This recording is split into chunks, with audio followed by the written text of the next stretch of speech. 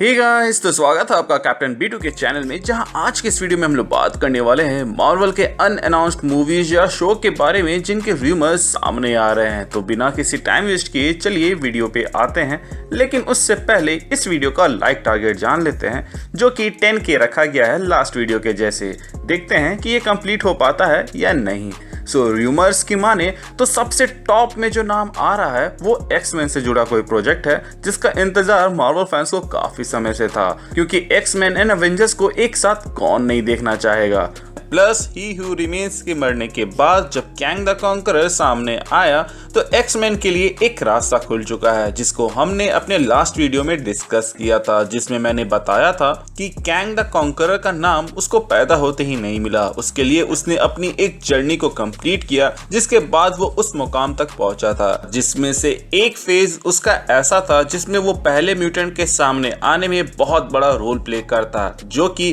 MCU में नहीं कर पा रहा था, एज ही हू रिमेन्स उसको एग्जिस्टेंस में आने ही नहीं दे रहा था। लेकिन अब जब सिल्वी ने ही हू रिमेन्स को मार दिया है तो सेक्रेट टाइमलाइन के साथ में चल रहे दूसरे टाइमलाइन में ही हू रिमेन्स के दूसरे वर्जन्स आ रहे हैं, जिसमें से कैंग द कॉन्करर सामने आता है और वो TVA पे कब्जा करता है, जिसके बारे में हमें लोकी के सीजन 2 के एंड में पता चल गया। तो अब कैंग के हिसाब से सेक्रेट टाइमलाइन वो हो गया जिसमें से वो आया है, तो उसको तो वो प्रोटेक्ट करेगा ही, साथ ही साथ बाकी टाइमलाइन में भी ही हू रिमेन्स या फिर अपने किसी वर्जन को आने नहीं देगा। आई नो ये थोड़ा सा कंफ्यूजिंग हो रहा होगा कुछ लोगों के लिए, इसीलिए मैं सजेस्ट करूंगा कि आप मेरी लास्ट वीडियो देख लीजिए, ताकि आप मल्टीपल टाइमलाइन और कैंग के साथ म्यूटेंट का जो कनेक्शन है वो समझ पाए। नेक्स्ट रूमर जो आ रही है वो इनह्यूमन्स की तरफ से है, जिसको मार्वल वाले बनाने की कोशिश पहले भी कर चुके हैं और एक सीरीज बनाई भी थी जो कि काफी बुरी थी, इसीलिए उसका एक रिबूट हमें देखने को मिल सकता है। वैसे इनह्यूमन्स के ऊपर कोई सीरीज या मूवी आए ना आए,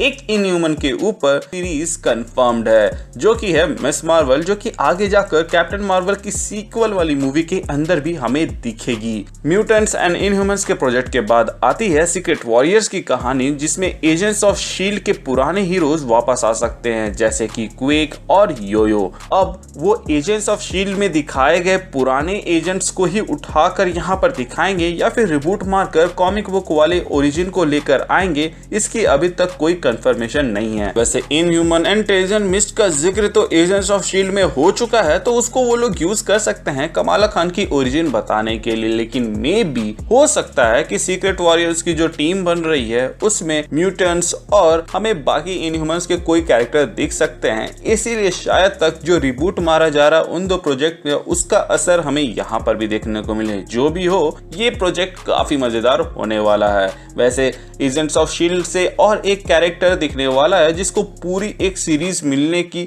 रूमर आ रही है, और वो है Robbie Reyes AKA ghost rider, जो कि एजेंट्स ऑफ शील्ड में इतनी ज्यादा पॉपुलैरिटी गेन की थी कि मुझे भी नहीं लगता है कि मार्वल वाले उसको ऐसे ही जाने दे देंगे। तो हो सकता है कि उसके ऊपर भी एक सीरीज हमें देखने को मिले। वैसे मार्वल की अपकमिंग मूवीज प्लान में आप लोगों ने अगर नोटिस किया होगा तो आपको पता चला होगा कि उसमें एवेंजर्स जैसी टीम अप मूवी मिसिंग है, जिसको फिलअप करने के लिए यंग एवेंजर्स का भी एक शो या मूवी ऐड किया जा सकता है, और यही चीज रूमर्स में भी है। और उसके कोर मेंबर ऑलमोस्ट MCU के अंदर आ चुके हैं, सिवाय कुछ जो कि सीक्रेट इन्वेजन में आ जाएंगे। इसके ऊपर एक डिटेल वीडियो आने वाली है, तो यहीं तक इस बात को रहने देते हैं और चलते हैं अगले रूमर की और, जो कि है नोवा की, जिसकी ओरिजिन तो MCU में इन्फिनिटी वॉर के टाइम में ही हो चुकी थी ऑफ स्क्रीन, बट उसको ऑन स्क्रीन दिखाना बाकी है, जहां हमें ज़ेंडा तबाह होते दिखाया जाए एंड कैसे नोवा कॉस्ट में से सिर्फ नोवा ही बचता है। नोवा के बारे में मुझे नहीं लगता कि मुझे ज्यादा बताने की जरूरत है, क्योंकि आप लोग उसको उल्टी बाल्टी के नाम से जानते ही होंगे। स्पाइडरमैन की एनिमेटेड सीरीज किसने नहीं देखी होगी, क्योंकि वो इतना धाकड़ जो था।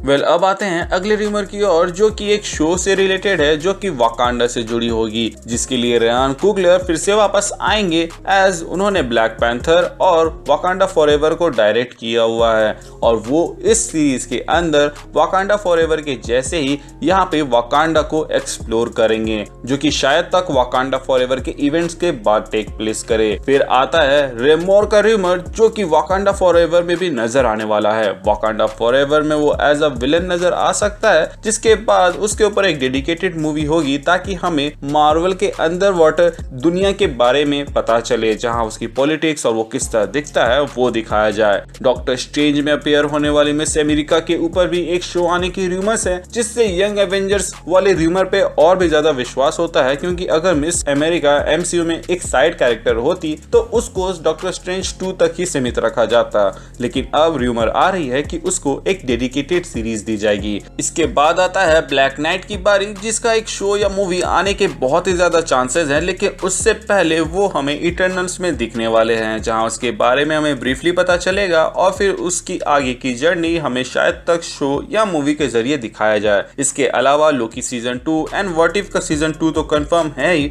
बट शायद तक कि हमें और भी एनिमेटेड प्रोजेक्ट्स दिखे। आप इनमें से किस प्रोजेक्ट के लिए सबसे ज्यादा एक्साइटेड है हमें कमेंट सेक्शन में जरूर बताइएगा। प्लस इस वीडियो का लाइक टारगेट मत भूलिएगा, जो कि है 10K। इसके अलावा अगर आप हमारे चैनल पे नए हैं तो चैनल को सब्सक्राइब कर दीजिएगा, और अगर आप पुराने हैं तो प्लीज चेक कि आपने बेल आइकन दबाया है या नहीं। अगर आपने दबाया है तो वेल एंड गुड, और अगर आपने नहीं दबाया है तो उसे दबा दे, ताकि जब भी मैं कोई वीडियो डालूं उसका नोटिफिकेशन आपको जाए। इसके अलावा हमारे चैनल का एक छोटा सा मोटो है, लोगों की मदद करें, अपना ख्याल रखें एंड कीप मूविंग फॉरवर्ड का रट लगाकर आगे बढ़ते रहें। Thank you for watching this video, stay tuned.